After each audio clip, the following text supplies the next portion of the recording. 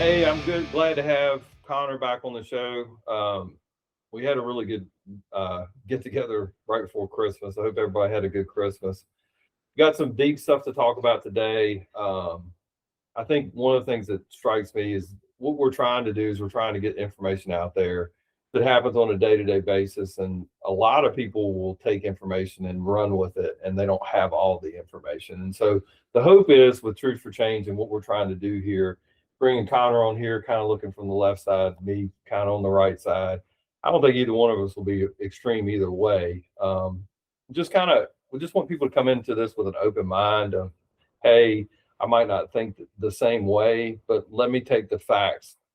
That's one of the biggest things in law enforcement when we work a case. It is, let's see where the facts take us. And that's what I would ask for anybody that tunes in.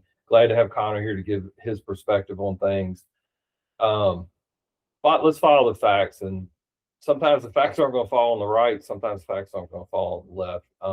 One of the things that bothered me, I read a story, conservative story. It was talking about Marco Rubio, who's Secretary of State now. And he basically said, the gist of the story was that, hey, we are going to enact RICO statute and for people that sponsor protest. So we're going to get into George Floyd, the BLM movement, Antifa, different things like that. But from my standpoint, what I look at, and obviously Connor is chomping at the bit to go after it. Just to explain to you what RICO is, if you're not familiar with it, I've worked some RICO cases in the past. Basically, it's organized crime. It was developed in the 60s to go after people in the mob. One of the things that they're doing, this story that came out, it said Secretary of State Marco Rubio introduced legislation, and it was going to change the way they go after these billionaire. I'm quoting, the RICO Act is to target billionaire-backed protest networks that spiral into violence and chaos. I think people need to be held accountable. And one of the things from an accountability standpoint is Marco Rubio is Secretary of State. He's not going to enact legislation. Connor's done a little research on the RICO bill. I'll fill in as we need to. Talk a little bit about what this RICO bill is based on your research, Connor. So thank you again. Happy holidays, everybody. Thanks for having me back on. I do think you're spot on in the importance when pursuing these things of being able to expand your research and not just stay in your lane, but look at what's going on around. So Senator Ted Cruz introduced a bill to the Senate to target RICO, using RICO to target pretty much anyone associated with protests that turn into riots, from my understanding of this. Looking at it in the sense of not only who was there, but also who organized it, who funded it, and sort of expanding from there. Now, the obvious, from my side of things, jump on this is they're looking at people like George Soros or other major Democrat investors into politicians or groups or projects or whatever. I know I'm personally not super familiar with the depth of Soros's involvement in things, but I know that he's kind of to the left what Elon Musk was to the right this last election cycle. So my understanding, as I sort of look at this, one of the key, as you can go ahead, but one of the key points in that is, I think what's really cool about this is Connor gets his research from Grok, right? It's typically a jumping off point if it's something I'm not super familiar with. X, and that is Elon Musk. Correct. And then, so it is a starting point. The cool thing, I think, and Connor can talk a little bit about that later, but that research tool gives you the ability of not just saying, okay, this is what Grok says, because a lot of that is a combination of a lot of different stories, and it's using AI to arrive at a conclusion. Is that correct? Yeah, for the most part, it's using AI to do a down and dirty, quick, essentially blitz of the internet, grabbing sources, grabbing references, and giving typically something like Grok. I tend to fall on that one because it will do its best to pull bias out. It'll use whatever sources are out there. So if the only sources it has are left or right leaning, then you're going to get that lean. But if you try and prompt it with crazy left, blah blah blah blah blah, it'll pull it back to center a little bit and say, oh well, that's a bias question. Here's some more information. How would you like to keep going with this this question? So it requires some honesty on your part. It requires some honesty. Hey, I'm not trying to arrive at a destination. That's what I would tell people is don't go into it thinking like I'm going to prove my point. I think it is like I'm going to collect the information and then make a decision after that. So this RICO Act, first and foremost, Marco Rubio did not introduce this legislation, and it's not going to change everything. It was actually Senator Cruz put it in, correct? Correct. And that was in June. And as of a day ago, it has still not made it through committee. As far as I know, it has not. Right. I also know, I think right now, at least the House is on recess. I'm sure the Senate is also on holiday recess. And so if you want to look at it, if you're like want to go that much further, the act is called the Stop Financial Underwriting of Nefarious Demonstrations and Extremist Riots. It's called the Stop Funders Act. Is a proposed bill in the 119th Congress, and it is under the RICO by adding rioting as a predicate offense. Predicate, basically, there are a lot of different offenses. I think there's 35 or 36 state offenses, homicide, things like that, human trafficking, all those different things, and rioting is just part of it. I think the goal of it is probably a good thing. But again, anything that's good and involves the government, I think you want to take a second and look at it and say, hey, is what we're trying to accomplish here? Because I think about the thing in Somalia, and you can say whatever you want about the funding in Minnesota, and I know we're going off topic a little bit, yeah. But at the end of the day, I don't think anybody did that thinking, hey, here's an opportunity for us to piss away a bunch of money. I don't think anybody had that intent in government. I think it is a program that was created in a good place, and it was misused, and people, as a result of it, a lot of money is not missing. It's just been sent to places that it didn't need to be sent. So go ahead and talk about what you found out about Marco Rubio's Senator Cruz's bill. Senator Cruz, not Rubio. I'm sorry. Totally fine. I know. I'm going to give out bad information. So Senator Cruz's bill, basically, and do you want to share that screen just so people can see what you're talking about? Give me 1 second to pull that up. So here, just to follow how I do my off-the-cuff research on these, I'll go ahead and share this. So this is starting with just grok. This is where at any point you can jump off. So when you're looking at this, you can see that there are these different tags that will tell you exactly where this information is coming from. Up at the top, you can pull it for fast you can read, but quick responses, expert, thinking hard, let it choose what it wants to do. But it's also based on your prompt. So for me, I just put in summary of Funders Act, which, as a side note, how much time do you think goes into them creating the names that come up with these fun little acronyms of funders or chips or all these other things just to make it? Well, I mean, that's why they have all the staff. Oh yeah, that's hours of staff work of trying to come up with just some clever little name for what this is.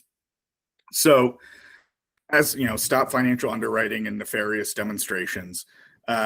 So what you see right here, just right off the cuff and it's from Cruz's website himself, is the change would enable the Department of Justice to use RICO tools such as joint liability, group prosecutions, conspiracy charges, asset forfeiture, and enhanced penalties against individuals, organizations, or foreign adversaries involved in funding, organizing, or coordinating repeated interstate violent riots. Okay. So as I've looked through, and again, this is more surface level understanding, the main gist is to be able to go after anyone involved in pick a riot. There's a peaceful protest in Kansas City, and then it gets out of hand and people die or get hurt or property is damaged.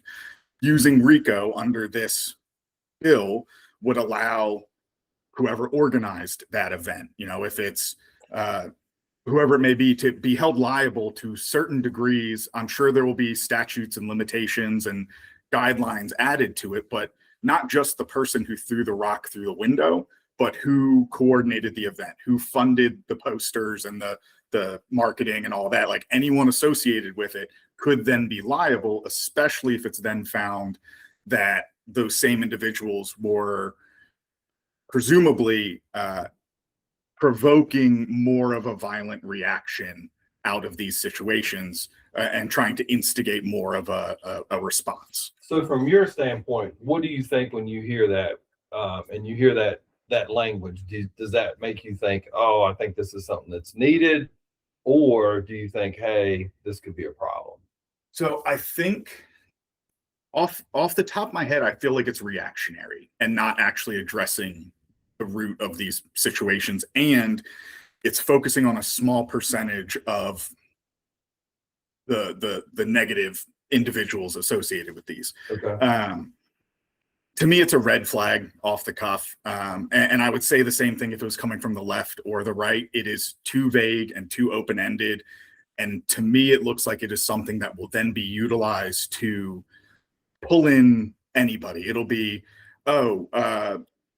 AOC talked about this protest on the Capitol steps in one of her TikToks, and it got out of hand, so we're going to pull her into it. Or, Bernie spoke at this at 9 a.m. and at 8 p.m. it got out of hand, so we're going to pull him into this.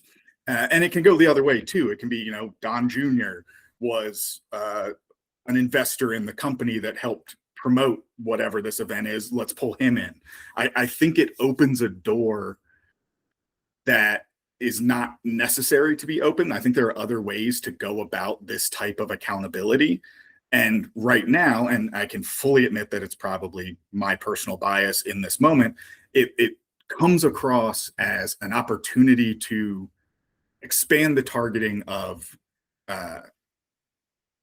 Democrat, liberal, left-leaning, and I only say that because it's coming from Ted Cruz on the right, to then target more than those who are probably due to be targeted. And I know that the left is just as guilty of that. They went after President Trump and Rudy Giuliani and a handful of others, trying to use RICO in Georgia for the election fraud allegations. Right. And here's the thing that I think about, and I just, and we'll go straight into the riots. I just looked it up. The damage, and it's just a comparison. I understand the Capitol, the historical significance and things like that, but I want to kind of talk about the numbers. The numbers in the 2020 protest.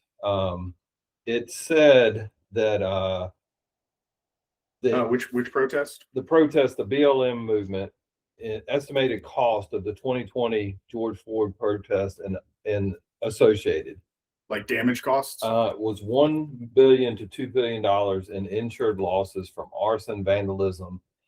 It's the highest recorded for civil unrest. Correct. With that in mind, do you not think if is that something that you would want to apply federal code to, if you found that there were agitators and there were people that sponsored that? Because I think one of the things that I think is 100% true is our biggest enemy right now are ourselves. I think we're being influenced by a lot of different individuals. They get online, they stir up the left, the right, and everything else. And if we identify an agitator, is that not the person that we should look at and go, hey, you could take this, you could do this, but like at this point, based on the amount of money and what it costs in lives, I think even more than that, like that's just what it costs in property damage, not what it costs in, I'll call it social capital. Law enforcement lost a ton of social capital in those riots, and like it was very divisive. I think you see people swinging back the other way. You had the defund police and everything else, and like I think everybody that has participated in that has kind of gone the opposite direction. And I think it's kind of interesting when you talk about how that works, because I think about we had that conversation, I think, when we were out of town, I think we talked about sending the National Guard into LA and targeting the worst of the worst, and all this stuff kind of flows together. But like from my standpoint, one of the things that I think is most interesting about that is you have a Democratic governor and a mayor in LA that says, no, we don't want the National Guard. But when you look at the amount, the amount of money that it cost, is it not better to, like, in my opinion, is it not better to like hold a single person accountable or a group accountable if we find out? Because because I think that's one of the things that the code says in that bill, what they want to go into the bill and make code and modifications to the RICO Act would include other countries. Is that correct? International, isn't that one of the words that was used to describe it? Foreign entities, yeah, something like that. And which so, does seem to say that they're opening it to, opening the door to if there's monies coming from overseas organizations, or if it's monies associated with various groups that can link back to a larger umbrella corp overseas.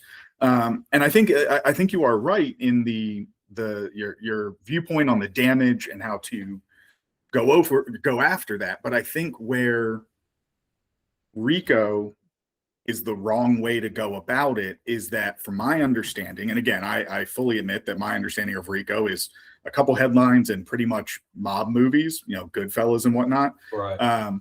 But it's those aspects of they're going after, RICO was built or was put together to go after drug dealing, racketeering, trafficking, illegal gambling, bootlegging, any of those types of things, all associated with a crime family or a mob boss or whatever. So it's using all of the arrests at a lower level to go after your John Gotti's as a whole organization. But everyone under that umbrella is presumably at least adjacent to the illegal behavior.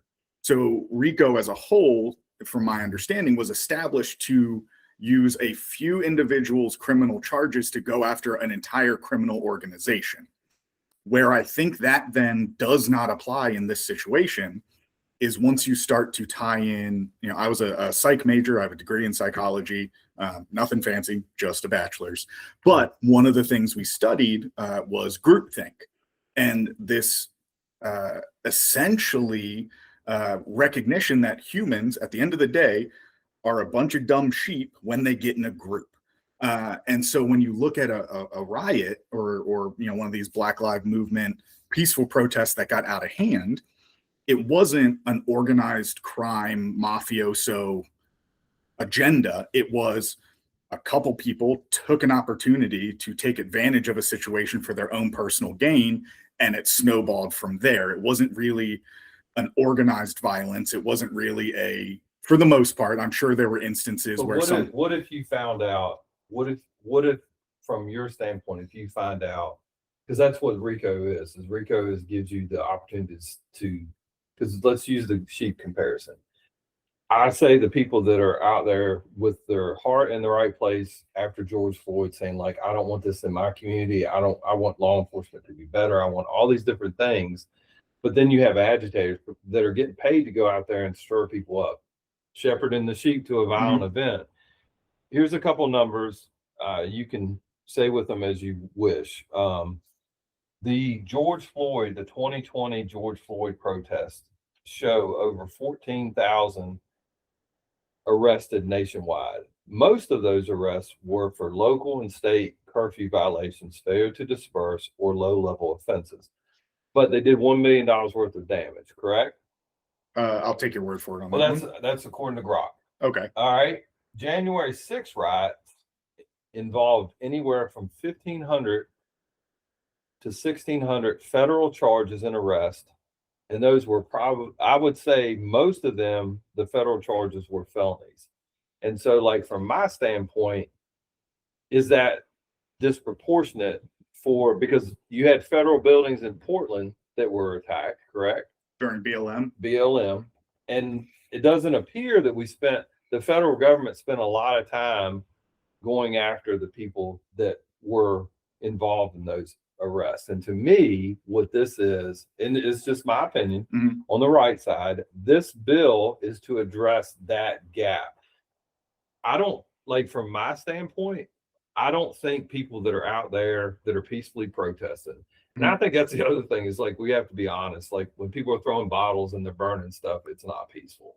No. And so how about this? This is a good thing to talk about.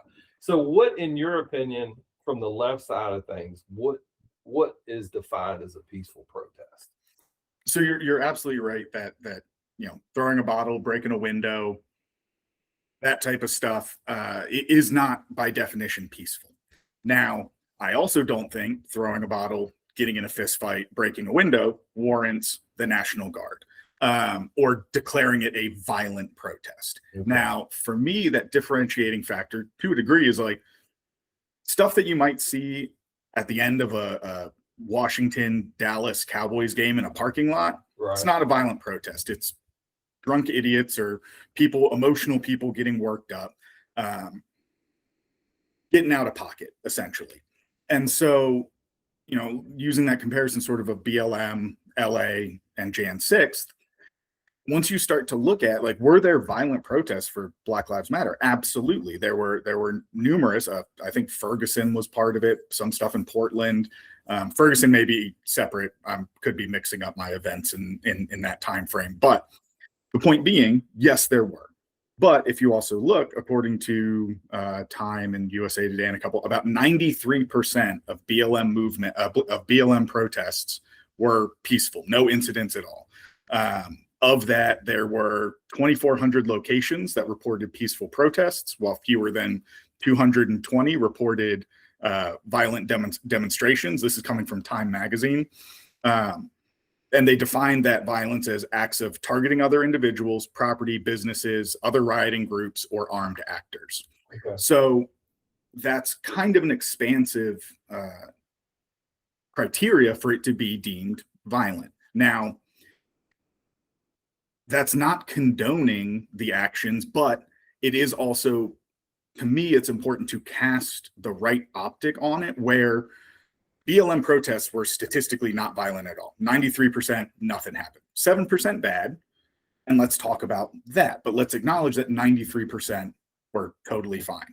When you look at LA, it was made to seem like, from our president, from various political figures, various people in social media, that all of LA was burning, that it was a hellscape to be dealt with. When in reality, it was about a block to 2 blocks, 1 to 2 square blocks, sort of near the downtown courthouse, if I remember correctly. Okay. And the rest of LA was totally fine. I had friends that lived there. I've seen videos of people that were there where you had no idea what was going on. So was that 2 blocks a problem? Yes, absolutely. They cast a bad light on the importance of the rest of people's right to peaceful protest. Right. But in that situation as well, that is a small percentage of the overall narrative, of the overall performers. Now, if you tie in Jan 6th, that was 100% of Jan 6th White House protests were excessively violent. There was just that one that was not a national protest. Those weren't in every city. And there. But when you say 100% violent, there was an exaggeration, Yeah, I mean, I think the words matter. Absolutely. I think there were people in there, because I feel like one of the things that you hear from a lot of different people is they're like, all these dudes were violent. The thing is that if you say, okay, in Portland or wherever else, that 93%, let's read that criteria again for what they said to be violent, and let's apply it to January 6th. Absolutely. And I will, before I do that, I will also apply my exact same stance on some of the BLM movements that got violent, of people are dumb sheep when we get in a group. And so while there were thousands of people at the White House and maybe only 100 of them were actually intent on doing these things, and another 1,400 got roped into the swell and the throng of emotion and momentum, that's still, like, I can acknowledge that people, not every one of those 1,500 people were necessarily an awful human being. But real quick, the definition that they had for violent demonstration was acts of targeting other individuals, property, businesses, other rioting groups, or armed actors. Okay. That So- includes vandalism, property destruction, looting, road blocking, using barricades, burning tires, or other material. Okay. So from my standpoint, to me, what you've articulated is you've articulated a reason to target the people that are driving the sheep into a violent protest. Overall, yes, that should And be where so- things start. And so why not apply, like, do it carefully. Keep in mind the government is selective in what they choose to prosecute, not prosecute. Mhm. But is this not something that is like, not something that you have a knee-jerk reaction to go, this is a horrible idea? When you look at the riots, I think one of the things that I think we both agree on is people are sheep, and you can get people fired up about emotional things. Anyone that watched the George Floyd, watched him die on camera, had a very emotional reaction. If you didn't have an emotional reaction of like, I cannot believe a human, I'm watching this. Yep. I think there's a problem. So for me, I just think it's important to look at that and go, hey, let's be honest. That is, you're having an emotional reaction. And if the people that are taking that emotion and directing it in a way that is violent and aggressive, and what was the word that was used is towards others? What was the wording on that exactly? 'Cause I think that's the key. Targeting other individuals. Okay, targeting. So you're targeting, and I think that's the whole point. The whole point is, and I think honestly, when you look at it, I think a lot of the stuff that's getting put out is targeting the other side. It might not be to that extent, but I think about all these conversations we've had. Trump gets shot, all these different things. Charlie Kirk gets shot, all these different, and in fairness, I believe it was in Minnesota, you had 2 people that were killed up there that were on the left side of things.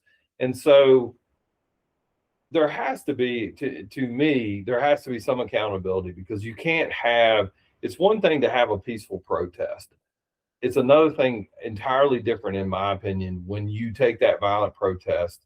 And that would be the question. And I think that maybe is the middle ground. Is one of the things that you say to the Department of Justice is, here are the parameters of this, and this is how it needs to be applied. It doesn't need to be applied to hamper free speech or anything else. Let's target the worst of the worst. Example I can give is this: human trafficking. We don't charge the females. We shouldn't charge the females that are trafficked here that are engaging in prostitution. If they are engaged in prostitution and they are trafficked, they are victims. And I'm not saying people that riot should have that same status, but they certainly shouldn't have the status of like, hey, you're part of a criminal organization.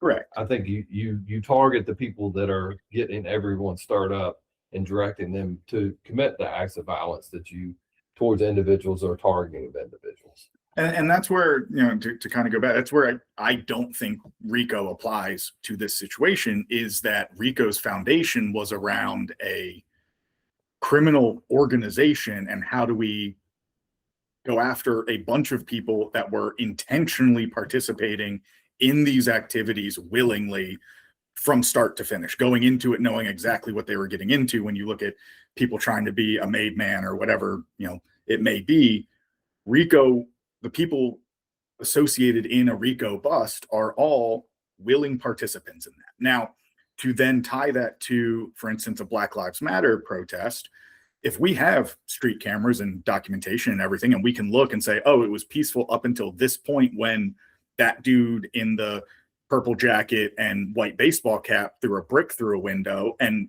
got people around him amped up, and that was the catalyst. Yeah, we can go after him and maybe the first couple people that spurred it on and willingly partook, but it's then the next 100 or the next whoever.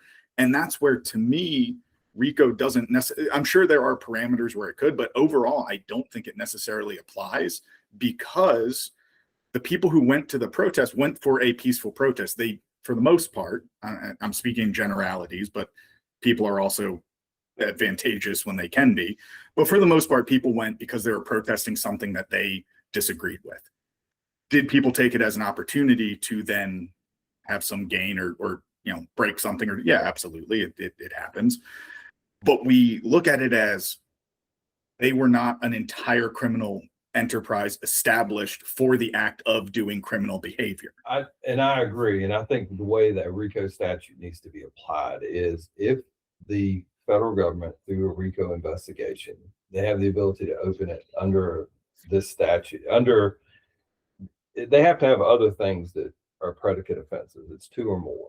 So, but so here to tie it the other way, to kind of expand it into your territory, if we're saying that we're using RICO or just in, Joe Schmo, but any legislation to go after an instigating group within a protest that takes a protest from peaceful to violent, do you feel that that should apply not just to the protesters, but to law enforcement or any other individual group or entity associated with the event that could be instigating? And I say that because according to Amnesty International, during the BLM protests, of which again there were 2,400 and about 93% were peaceful, but of them, it says the most comprehensive report into protests yet records 89 cases of tear gas used across 34 states and 21 incidents of unlawful use of pepper spray. Tear gas and pepper spray are often used as a first resort tactic against peaceful protesters. And then it goes on to talk about where these were from. I think that statement's not accurate, because the reason I say it's not accurate, if you could show me, hey, this is how they applied it improperly, it is a group of people that are trying to find like something to lay their hat on. I'm willing. So, for instance, in Portland, during the protests against ICE, there was a pastor or priest or someone praying in front of an ICE detention center peacefully. I think he raised his arms up in prayer gesture, and then was shot in the head with a pepper bullet. Totally nothing. He wasn't doing anything. He had no weapons. He wasn't instigating. He was standing still on a sidewalk praying and got shot by a pepper round. Should that, if that had then resulted in people getting up to defend him and pushing into that facility out of anger and frustration and emotion, should the officer who seemingly had no reason to fire that shot and was the catalyst that kicked it off, would he be held to the same level of accountability under this RICO or whatever else statute, because he was the inciting factor in the violent protest? Had it gone that way, it did not, thankfully. But I think one of the things that is missed in the BLM part is they occupied the area around the federal courthouse, so business couldn't be conducted for over 100 days. At what point do you say? But how is that different from people who are picketing or people who have ever held a protest? Like, it's the whole thing is to draw attention to something. So surrounding a building, 100%, but there also has to be law and order. And the law and order, from my experience, it isn't the police rolling in there and starting to like fire tear gas and everything else. You will hear an escalation. It is your presence. From there, like, and you see like normally dressed police officers, then you see people dressed for a ride. What they are telling them is they are saying, and this is where you have issues, is they're saying, here is where you need to protest. Protesters cannot, they can, but like they need to be held accountable. You can't just have a protest where you want to have it. Like, you have to. Why not? What do you mean? Why not? I mean, if you look back through the history of this country, protests have been at places that get the attention. You think of the sit-ins at restaurants, or you think back on, the march on Washington with Martin Luther King. Like, you look at the history of protesting in the US, and it's never, an effective protest is never, let me call ahead and coordinate, like in a Hilton ballroom to have it's you show up where the issue is. You look at Portland or other places associated with ICE, and they're showing up at ICE detention centers because that's where the issue is. You're seeing people go to the places where their voice is heard. So to say that there are certain places that you're allowed to have a protest, I don't think location is the issue. Is that you? but you're saying showing up to. No, what I'm Okay. saying is that if you, there's a difference between a lawful protest and one that's not lawful. What's that threshold? The threshold is whatever the local, if you want to change the law, and the law says that if you have a protest, you have to have a permit. And if you have to have a permit in all the different local codes, state codes, and federal codes, if you meet each one of those, what typically happens, and you have opposing, and it works both ways. The crap that happened in Charlottesville, when all that happened, one of the problems was they allowed the different organizations to go through areas that were a predominantly Black neighborhood, and they were acting like they were intimidating that population. And 100%, that is 100% wrong. A response. Yes, and that is 100% wrong. And I will say with 100% certainty, without question, that is wrong. It is wrong to go to where someone is to try to draw them into a fight. And for me, it needs to be applied on the other side. When somebody wants to have a protest, it's fine, but you are going to have to follow the rules just like everybody else. To me, this is like, for me, when I look at protests, it is like somebody deciding I'm important. Like let's say I want to get a message across. So what I'm going to do is I'm going to drive as fast as I want down the interstate just to get attention towards a Tesla or whatever else. You still have to follow the rules. And I think that is how it should be applied. It should be applied that if you want to protest, you have to stay within the parameters of what the protests are. One of the things that people don't take into consideration, like this is my opinion based on my experience with law enforcement, is that we have rules that we have to follow, but the population has rules that they have to follow too. So what I would ask about that priest and everything else is I would do a Freedom of Information request from the Department of Homeland Security and say, what were the events that led up to the fact of that being deployed? If there was an agent that was out there and just decided like, hey, I'm gonna take a shot at this dude, I do not believe that. Is there a chance that could happen? 100%. But these dudes have like, we want to throw words out there like, well, that's unlawful, that's this, that's that. Well, no, it just because you deployed it in a way that you don't like doesn't mean it's unlawful. It just means you don't like it. And so from my standpoint, Amnesty International, I would not put them as they just like what you said with the protests. What I've seen with Amnesty and what they come up with, their facts don't always match. Their facts, like they'll have the facts, but they don't take into consideration like, well, there were all these things that happened to put us to that point. Like they said in Portland, they said the protest, well, this happened.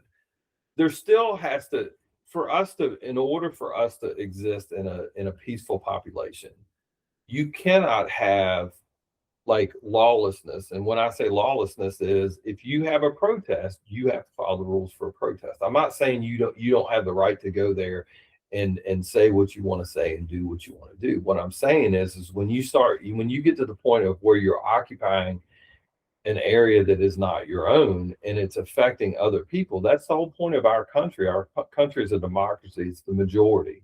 There are people that have valid points, but they have to stay within the parameters. Just because, like, if I'm pissed off at President Trump, I can go hold a sign down there, but like I can't go on the East Lawn or West Lawn or whatever. I can't go on White House property and start swinging a sign around because like that is a designated area. And I think that's one of the problems in these protests is people continue to try to press their luck and press further and further, and then they get a reaction and they want to react to what happened, what law enforcement's reaction. I don't feel like any of the people that you're talking about went out that day and are like, hey, I'm going to take a shot at a protester or a priest or anything. They just said, my responsibility is this is my job.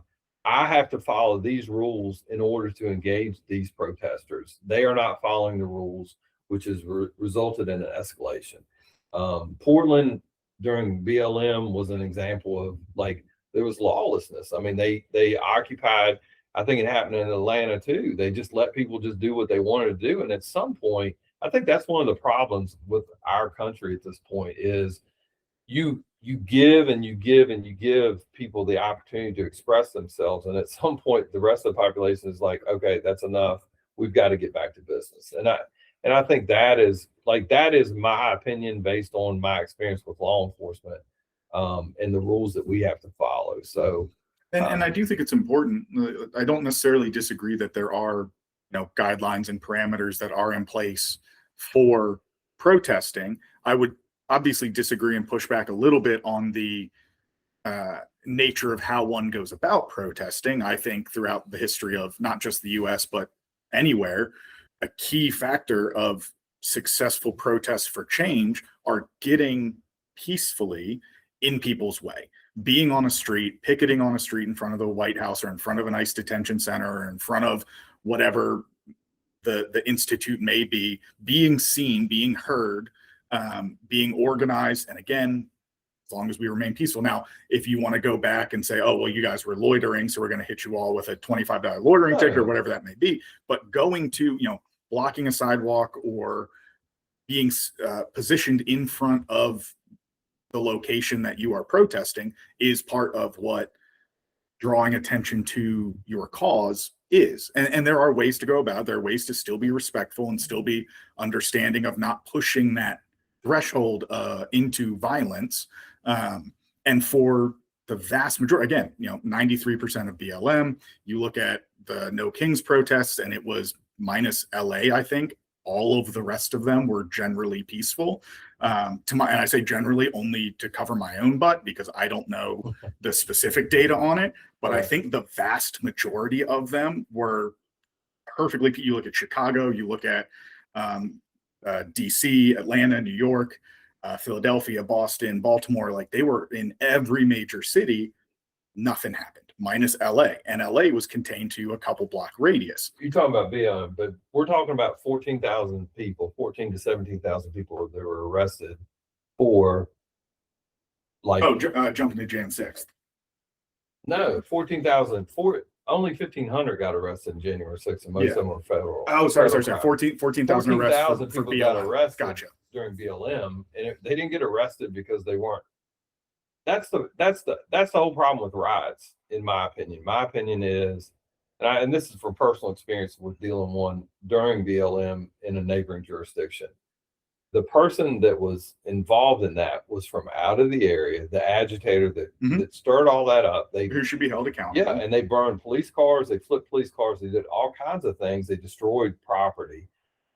But there was one agitator, and I think that's what this law was made for, is that one agitator who is being funded. He didn't come here from where he came from. Do we know where he was being, like you say he was being funded? Or that's what RICO's for. RICO is to see if he got organized funding crime to identify the person that is ultimately responsible for the end crime. And because like let's just apply a RICO statute, for example. Let's say you have a drug enterprise. They're not out there going after the people that are using, let's call them cheap. They're going after the people, the production, what got that person into the position where they were consuming an illegal substance. That's who you go after, the organization. And I think that's what they're saying is the end result, the rioting is not what is a predicate offense, which means if this offense matches something else, we're going to look at the organization that put us in that place, which is to go after those people. I mean, we can talk for hours about protests and how they work, but at the end of the day, at face value, yes, I think it's at face value. If it's this person did this, let's take a minute to look at his history and see if he was brought in to be an agitator, and if not, we'll stop it there. Right. Face value, if that's how it goes, great. I would love that. I think it would make sense. I think it would be effective. I don't think it necessarily needs to be. I guess traditionally it would be under RICO because you'd be working, if he was brought in and you found something, then what is that person associated with, and so on and so forth up the chain. But for me, again, the red flag that comes up is, and you said it earlier, and it made me chuckle, was if it's used carefully. Right now, quite frankly, not just current administration, but let's say the last 10 years or so, carefully hasn't really been Justice Department or judicial purview's MO. It's been kind of a round them up and see what happens, not necessarily, specifically immigration or anything, but just in general, like carefully, and even if you look at the history of the US, proportional response is not necessarily what we're best at. So that's for me where you're relying a whole lot on discretion. And again, we haven't seen, at least in recent history, in my opinion, good examples of discretion. Again, going back to the priest, from my understanding of it, there's no reason he should have been shot in the head with a pepper bullet. That was bad discretion. Well, it's I mean, moron than that, but I think you can say it's bad discretion, but without all the facts. I think sure, absolutely. it's unfair to say, does that beg further research to determine like what drove us to that end result? Yes. The other issue with it, though, for me too, and to sort of not tie in but use an example elsewhere, is, and it's something that I, with these conversations, feel is very, very important when we're looking at, my left leaning, your right leaning, whatever it may be, is also clarifying the narrative of what this information is being presented as, because so often we get that clickbait headline that doesn't really expand on it. And my example being, if you look and say, this agitator that came into that you're talking about came in and he was funded by the pharmaceutical industry or the gun industry, whatever it may be. Right. And then come to find out, no, he just worked at Merck, so his funding was his paycheck. That's not a valid reasoning to pursue that line of arrest or investigation. It's something that's come up, on the politics side. People jump on people like Bernie and Elizabeth Warren for being funded by big pharma, when if you look at the actual breakdown of what they get, it's like, yes, they're getting individual donations from people that work at a pharmaceutical company. It's not $1 million from whatever. So just being sure that the information that is being put out is, as we are trying to do in these conversations, is accurate and truthful. Yeah, and I think that's we're going to touch on something that's probably going to get you fired up, because I think we've covered the BLM. There's probably a lot more we can. Oh, it's a huge spider web. But like from my standpoint,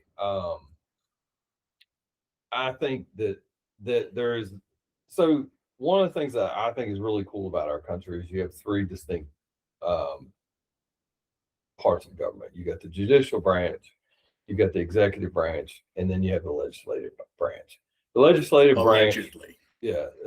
Why do you say allegedly from your standpoint? There's just a lot of intermingling right now. Well, there is on the both balance of powers, checks and balances. But I think again, it goes back to, we'll get into that. Yeah. But like the system is not set up for the average, in my opinion, based on what we're dealing with. It's not set up for the average person. It's for the 1%, and they have cover. I think what this law, I think the legislative branch has a chance to give law enforcement a tool that could curb violence. And so I think that is the way this should proceed. I understand. And if that's how it proceeds, that's awesome. And it does a very good job. We just have to make sure it does. We have to make sure it needs guardrails. It needs clear language. It needs limiting factors that can't let you just tie something off because they texted someone who's associated with some other. The purview, at least right now, needs to be limited respectfully, in the sense of, I just don't want to see it, again, left or right, be used to pull in people that someone just doesn't like, didn't really have anything to do, but there can be a loose affiliation made. All right, so this is going to set you off. All right. Trump administration in 2025 issued an executive order designating Antifa as a domestic terrorism organization amid renewed Portland unrest. So what is your feeling on Antifa? Because I know we had a discussion about that, and I understand. Tell us what Antifa is supposed to be, or what it stands for. That's probably the best thing. So face value, it's funny, and I will fully fall into the left side narrative for 30 seconds of Antifa is anti-fascism. It stands for anti-fascism. Okay. My grandfather, who fought in World War II, was Antifa. He fought against fascists. So at a very surface level, low-hanging fruit, if you will, we all should be Antifa. We all should be anti-fascism. Fascism is not a good thing. We fought world wars against it. It is counter to what it means to be an American. And again, that's the low-hanging fruit response. Right. The slightly higher up low-hanging fruit is, where is Antifa? Where is their headquarters? Where are their organizing events? Where are their presidents or vice presidents? You can go to, for instance, MAGA groups or QAnon meetings or these other right-wing side organizations. There's no real Antifa merch. There's no Antifa flag. There's no Antifa hat. There's no, I get that it does exist. I mean, but to me, it's made to be the left-wing boogeyman.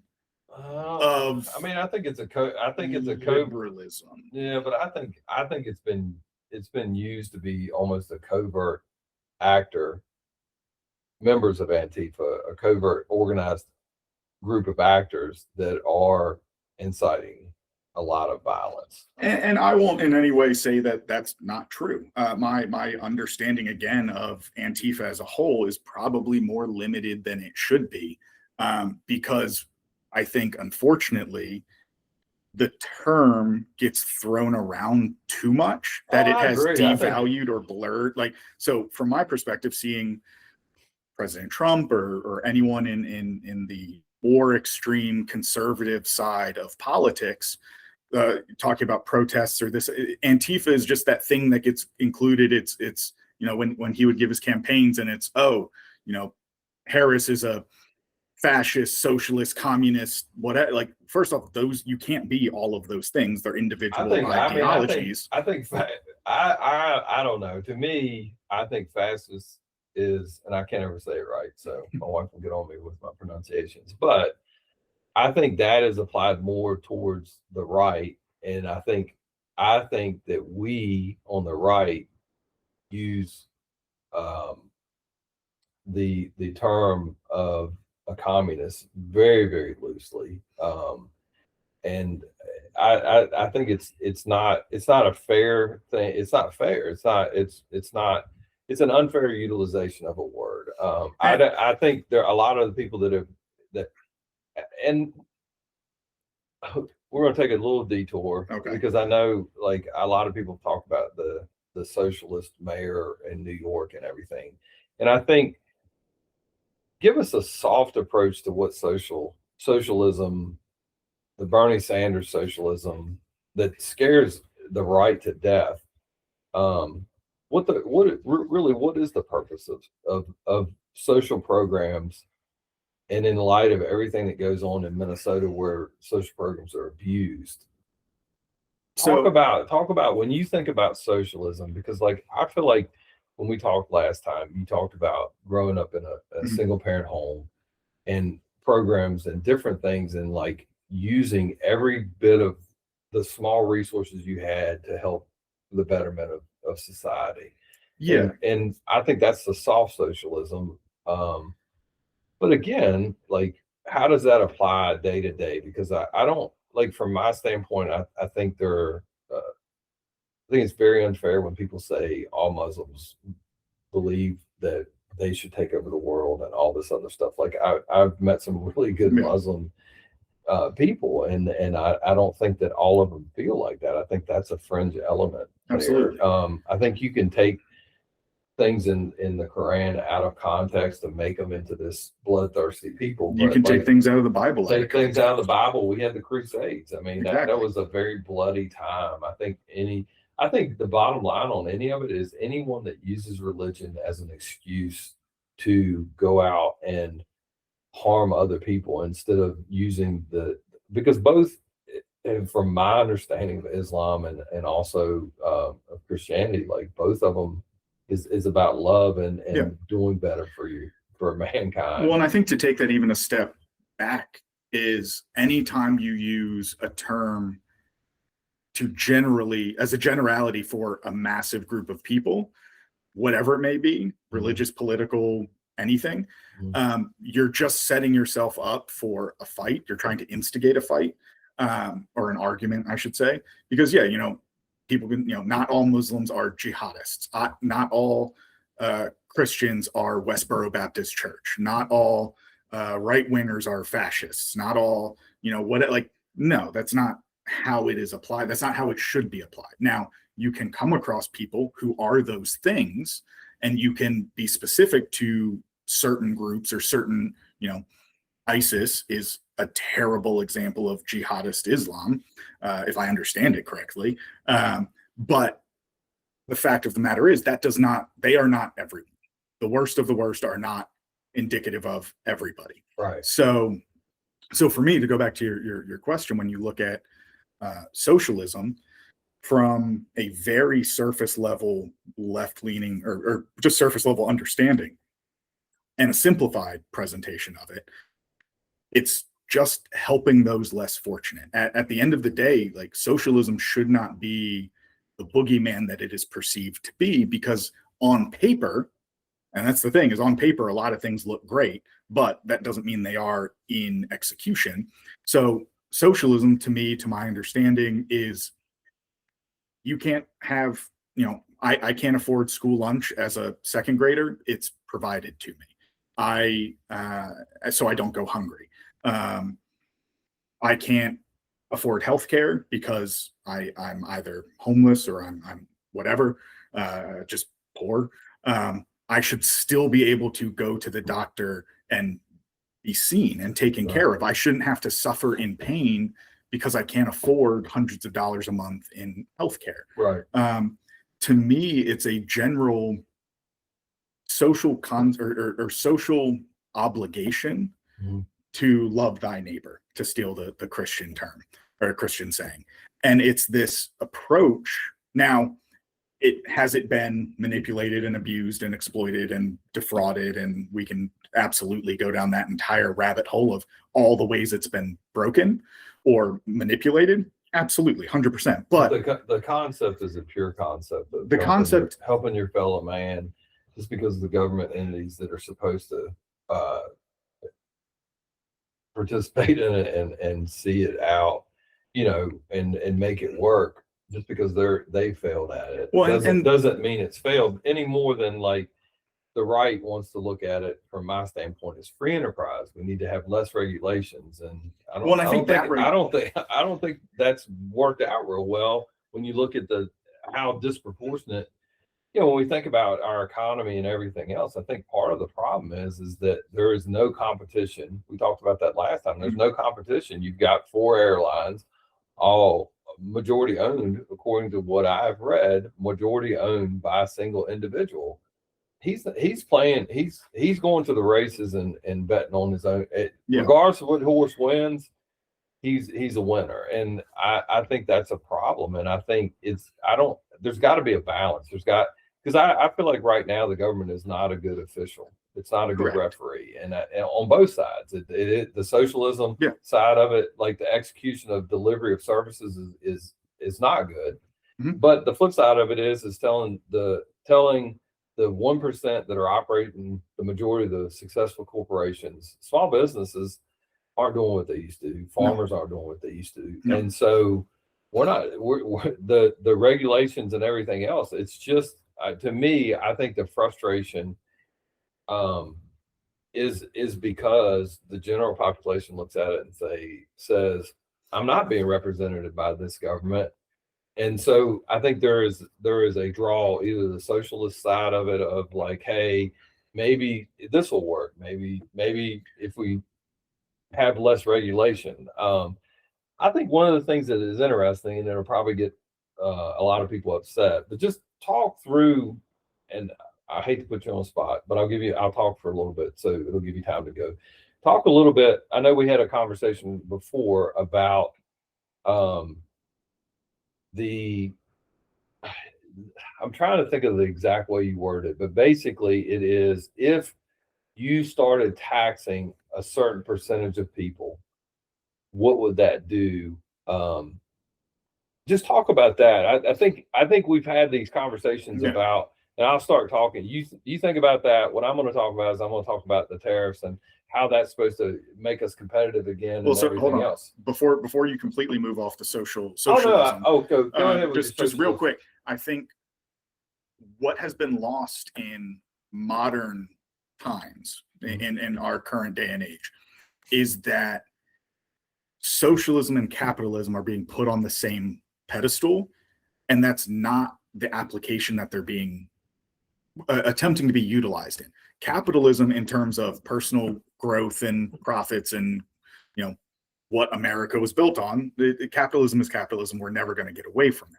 We're not trying to replace capitalism with socialism. Socialism, from an economic standpoint, is, if I remember correctly, everyone works together for essentially the same output. I think communism is you give everything to the government, and then the government portions it out how they seem fit, equal to everyone, regardless of your input. So we are, when you hear stuff being talked about as socialism right now, it is not economic socialism.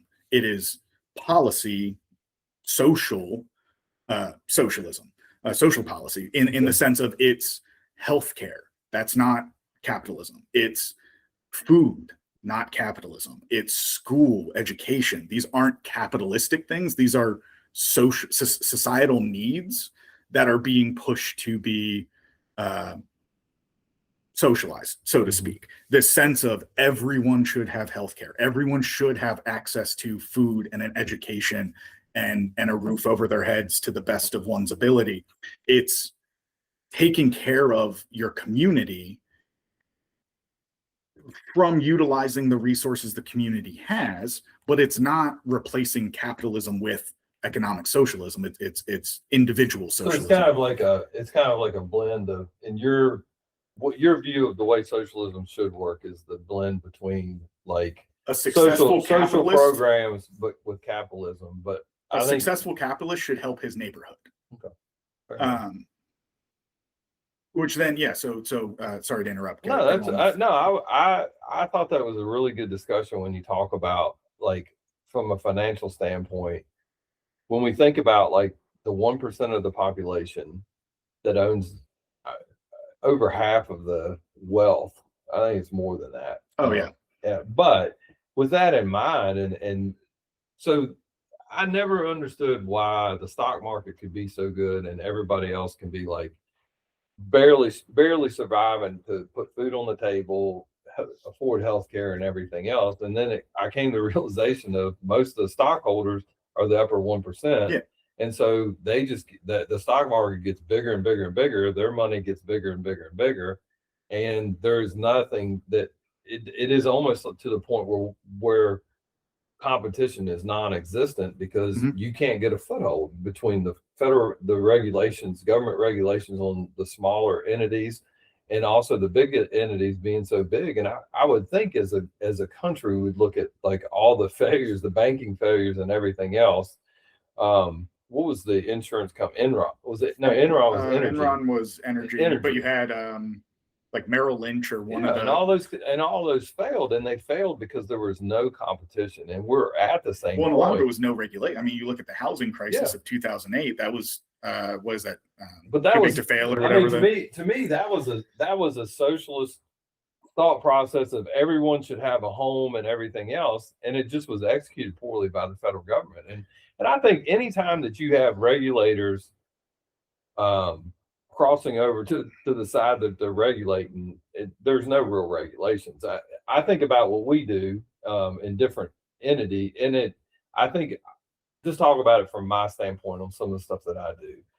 You don't ever want to be evaluated by the people that trained you, because they are going to look at you and go, "Oh, I did a wonderful job, so I'm going to evaluate them because my evaluation of them says that I did a really good job." No, you want somebody from the outside to evaluate you, because that's an honest evaluation based on, okay, here's the standard. Now come in and evaluate whether I'm at it. Yeah. And it's that, you look at, you ended up in a situation where you essentially were putting putting the criminal in charge of the prison or whatever. You're creating this situation where the person in charge of regulating is also the person making the profit, and that's just doomed to failure because they're going to make whatever they can. And so when you look at like the housing, you said it was socialist policy, which I would differ, obviously. I think the left wants to believe that everybody should have their own home, but I think at some point the right was like, hey, we can make a lot of money off of this, and that's where you start to get your and they start, you have the predatory lending money, knowing that this person will never be in a situation where they can repay that note. And I think that's capitalism gone wrong, where you have that you have a socialist program that is like, hey, this is a great idea, because I don't think anybody would argue with that. Like, I think from a law enforcement standpoint, the way we make our cars last longer is we have take home cars. So you're going to take care of it if it's yours, and you're responsible for it. And hey, I'm going to be driving this for the next five years. It's the same thing with from a social standpoint, owning your own stuff means a lot. And so, like, if you own your own house as opposed to renting it, I do think that that's a good thing. And that was the core, at least. So, like, for home ownership, from the socialist, I guess, viewpoint, is everyone should have the equal opportunity at housing. And right now we live in a day and age where the average housing price is, $400,000 or $500,000 right now. And you look at these situations, my generation, millennials, were given all this grief of, oh, they're just mad housing prices aren't what they were when we bought houses in the 80s. And it's like, no, millennials know that what a house cost in the 80s is not what a house costs in in 2020. The frustration was the change in housing price from 2019 to 2023, like that jump in 3-4 years. And so when you look at kind of that approach, and it always comes up in we'll tax the rich more, do this more, whatever it may be. And once you start to break it down to the numbers of things, it really puts into perspective that, yes, you're absolutely right. I think it's 60% of our nation's wealth is held by the top 1% of our citizens. You've got an estimated, I think it's about just shy of 11,000 individuals in the US making over $100 million a year. And so when you look at these situations and you go, okay, why, or for instance, in the big beautiful bill that came out, Trump whoever put in tax cuts that affected a pretty decent chunk of people, from the rich all the way down to, I think most tax brackets got a tax cut, and they're set for 3 years. They expire when his term is up, when the next, I guess, big whatever comes out. But what was also included was a massive tax cut for corporations. I think they went from like 22% down to like 17%. Don't quote me on those numbers, but it was a pretty sizable drop. And that's in perpetuity. That doesn't end when he leaves. I say he, like he was the one that actually, but the bill sets it up for corporations to be on, I think it's like a sub 20 or whatever % tax rate until someone changes it. So that purely benefited corporations. You look at, people talk about these time periods in American history, and when America was the most successful, you had 30 or 50% corporate tax rates. You had higher tax rates on the upper percentages, and those helped fund arts and sciences and industrial development and the space race. And the Carnegie Mellon Institute was put together by Andrew Carnegie when he retired, or when he was at the end of his life. He put all his wealth into social benefit. And so historically, all these times where America has just improved and become a powerhouse has been on the backs of a higher tax rate of the people that make money. You look, I think it's Massachusetts or Rhode Island. Massachusetts, I think, just added up to their highest tax bracket, and everyone was saying, oh, millionaires are going to leave. They didn't. Nothing changed. And they are pretty well publicly funding themselves better than any other state. And so you look at these moments and you go, and to your point on the bailouts, historically, bailouts in the US have not gone to helping the lower level employees, the janitors, the secretaries, the accountants, the day-to-day grunts of the business. They've gone to executive bonuses and stock buybacks. And so when you look and you go, why is it that if I'm hard up and I have debts, my house gets foreclosed on, my car gets taken, all this kind of stuff.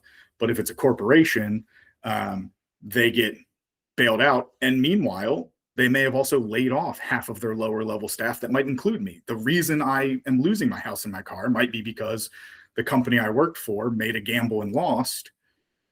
And now they're getting bailed out and I'm not. And so you look at those and it goes back to the accountability of, if we're going to bail out, for instance, I think we bailed out the car industry back in 2007, 2008, somewhere in there. And I want to say Ford was the only one that didn't take any bailout money. And most of the other ones ended up paying back the bailout money that they received, which is good. It's positive. But overall, it's still looking at these self-inflicted wounds that are then taken care of or covered by the federal government. Meanwhile, you have people sitting going, I can't go get my rotten tooth taken out of my head because I can't afford dental insurance. Right. But I'm watching $40 billion get dumped on Merrill Lynch or whoever else. And so to be told one thing but see another is really hard for people, especially in a tight situation, to live with. And then when you look at it and expand it a little further and you go, if you were to, someone making $40,000 a year or $30,000 a year, 10% of their taxes is $3,000. $3,000 when you only have $30,000, that's a lot of money. That's months of rent. 10% of someone making $1 million is 100,000. If you're in a position where you set yourself up for failure making $1 million because your taxes are 10% higher or whatever it may be, like, that's not make or break. It shouldn't be make or break money at that level. And so that's, to me, where the optics of it. And I think a lot of it also comes down when you hear people push back on taxing the rich or doing whatever it may be for these other social policies, is there's this presumption that, well, one day that'll be me. And I don't want my money taken when I'm at that level. Yeah. But the fact of the matter is, there are 337 million people in this country, and 11,000 of them make over $100 million a year. I hate to tell it to you or any viewers or whoever, you're not going to be in that group. That is, I have a better chance at making the NFL at 33 out of shape than someone has of entering that group. And through all of it, they have the means to keep taking money. So when you look at, to your point about stocks, when COVID hit and everything dipped, I was able to have a little, like literally $100, not a lot of money. And I bought a couple things to see what happened. Mm-hmm. And I think I doubled my money or something like that.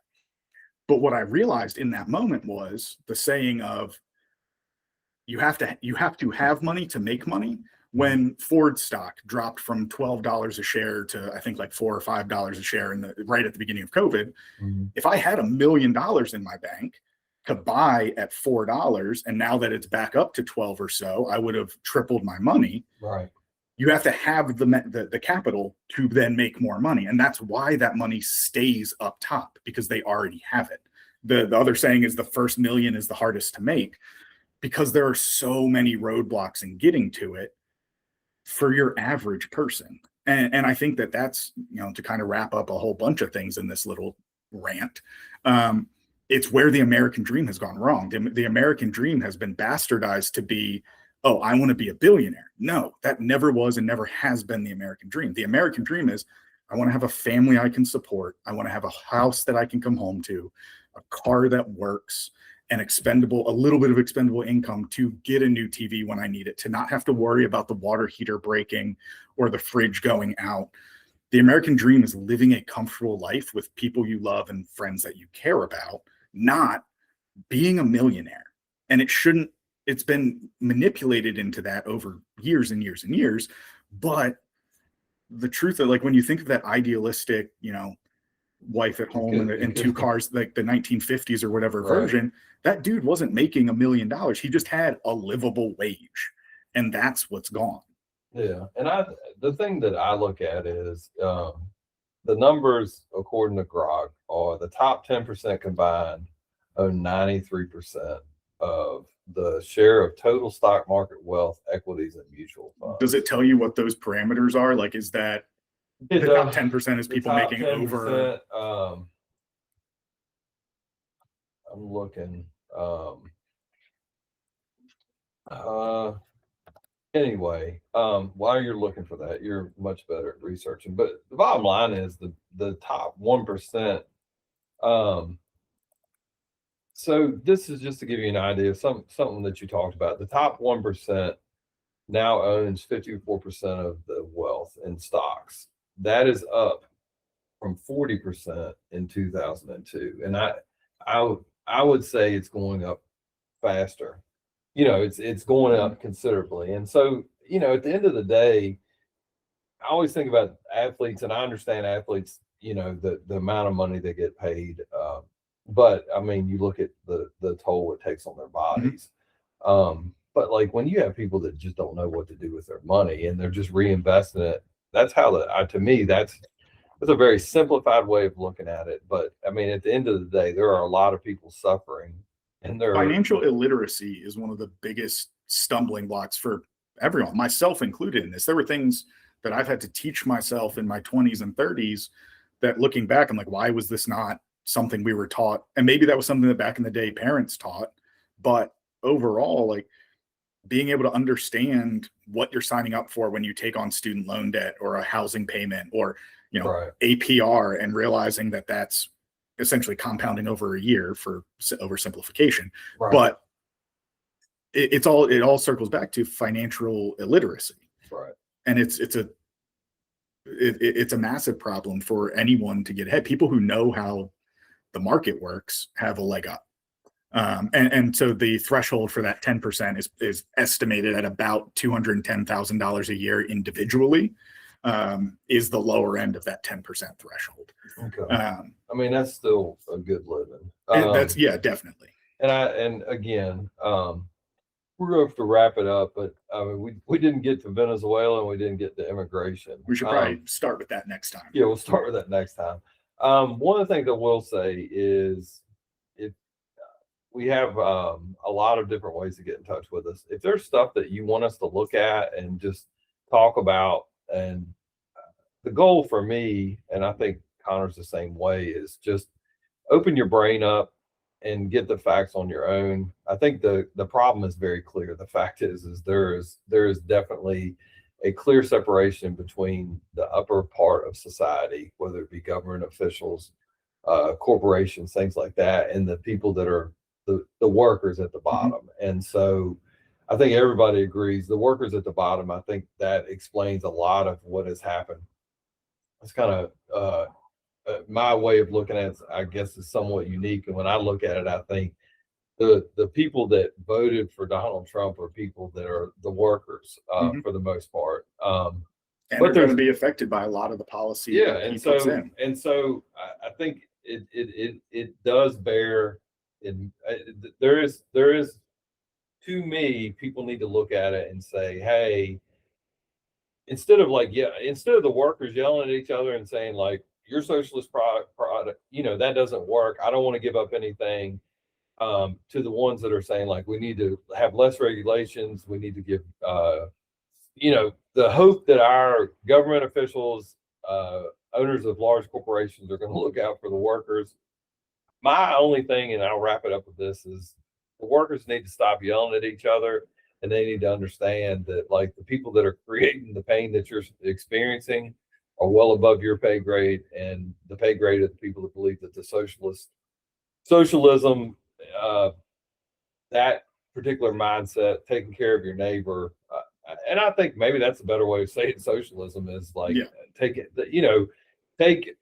of your neighbor, because at the end of the day, that there is a lot of suffering in our country right now, and the workers are yelling at each other. And maybe if we have a conversation, Connor, maybe they'll stop yelling at each other and realize like, hey, the problem is above us. Let's join together. Let's understand where the other person's coming from, and our path to getting better is not so far away. Our destination is the same. It's just how we get there. So Connor, again, I appreciate your time. Absolutely. And like I said, anybody that has questions, things they would like to talk about, post it. We're on all the different outlets, Facebook all the way up to Spotify. We have a website. Get on there, send us information. What's send that us stuff you website? want to talk about. It is Truth for Change. Just type in truthforchange.com and you can get on there and it'll take you to every one of the outlets, and we'll get our producer to put all that information out there. So yeah, and thank you again for having me in. I really enjoy Absolutely. these conversations, and I think it is an important outlet for people, or important view. And what I'll say in any one of these is the only way to truly be able to improve and have the conversation is be open-minded to being wrong. It is okay to be wrong, and it's okay to learn something new. If you keep yourself closed off to that, nothing's going to change. You have to be willing to be corrected. So Connor, the next time he gets to a protest, is going to stay in this designated protest Mm-hmm. area, even though it is not as glamorous than where he wants to go. I'll fill out the right paperwork. All right. Thanks a lot for all y'all that listened and for Connor coming on.